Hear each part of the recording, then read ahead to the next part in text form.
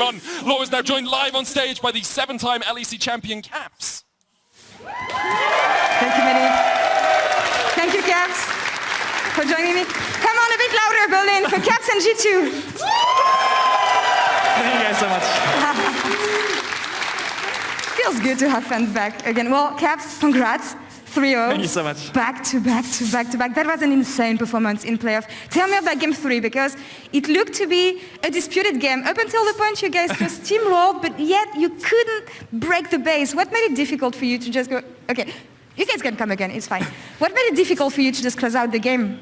I mean, Rogue is a strong team, and they had a really good combat, just like clearing waves. Jinx is a fun champion in the late game, and some people even say that the game doesn't really begin for Jinx until the inhibs fall, right?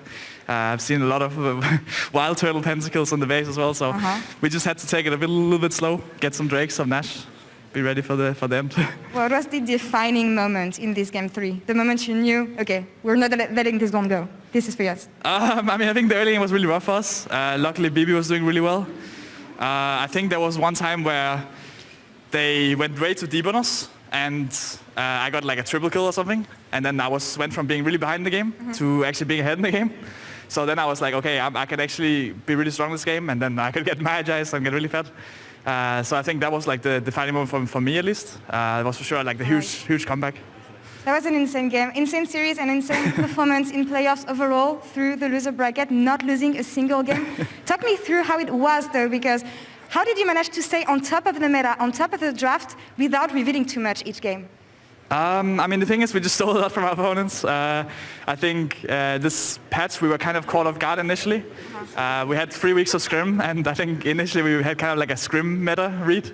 But after we saw stage games, we just stole a lot of strategies, stole a lot of picks from our opponents, and we just tried to play them better than them, and it worked really well. So I'm just happy that we gave it all. You know, sometimes going to loser break can be like a death sentence if you let it. But we really put in the extra work, and we're like, we can turn this around, we can beat Fnatic, and we can beat everyone else. You could indeed, and you did. Look at the team. Everyone is behind you, just surrounding you, cheering for you. How proud are you of G2, this split, and this team you had? I'm so happy. Obviously, last year was a complete disaster, and this year we wanted to do for like a rebuild, and we were going for like a rookie and a bunch of players that maybe haven't been at the top of the league before, right? So it was like a risk, so to say. But I think as soon as we did the tryouts, as soon as I saw how they communicated, how they acted, I knew that we can go really far this season. And I think winning the spring split is just the first step. You mentioned it. 2021 was 2021 was hard. You built a team for success. You didn't get it. You took a risk here with this lineup, and you find success again. This is not the first title you grabbed, but how different is this one for you? What does it mean this time around?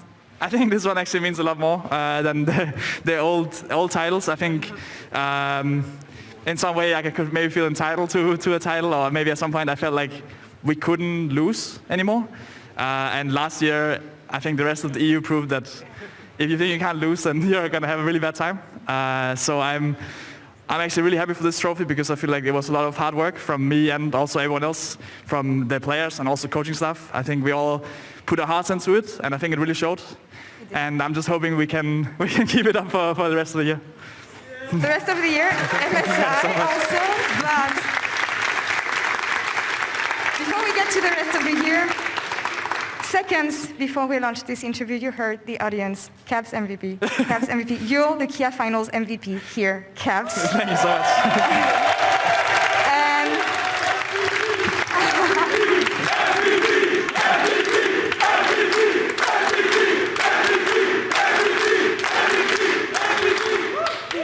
It was the first time in 2 years we got to play with an audience again. Your dad is in the audience. How much did it boost you to have all these people cheering for you today? I mean, it's a huge boost. As we mentioned, like as I mentioned at some point, I think, like last year and the years before, we lost, but there was no crowd. I think with crowds, we are just unstoppable, because the energy from the crowd is always amazing, even when there's pauses and it can feel a bit boring. I mean, Romain did a good job, I would assume. I don't actually know if it was Romain, but I could hear the crowd going crazy, and it just makes it more fun. You know, it can be annoying with pauses, or it can be annoying if you, or like it can be nice when you get kills, but it makes it so much. It can make it so much better when you just hear the crowd go crazy. It is. Well, Thank you guys. Next up for you guys is Korea, as we can see on Romain just behind you. One next opponent to cross off his leg. Last time you met T1 and Faker, it didn't go so well for him. So how hyped should we be about G2 facing T1 this time around? I mean, we're definitely looking to take down Faker, but he did this in Korea, so they have the home crowd. Hopefully some of you guys can come cheer us on as well if possible. But we did defeat him last time, but that also means that he's probably angry. And I know that angry Faker can be quite scary. So I'm hoping Jankus maybe will come in, maybe Tagamas, you know. Well, hopefully we'll call him Baby Caps by the end of the tournament. Thank you so much for joining me today. Thank you so much for having me. Congrats again. Thank you guys so much. They are your 2022 Spring LEC Champions caps. Thank you so much. Congrats, G2, once again. And after the break, we will hear from Broken Blade, Jankos, and Dylan Fatko at PGL. But first, let's listen to the song of the week, Be Free by Rainbow Place, available on the LEC playlist at Spotify. See you soon.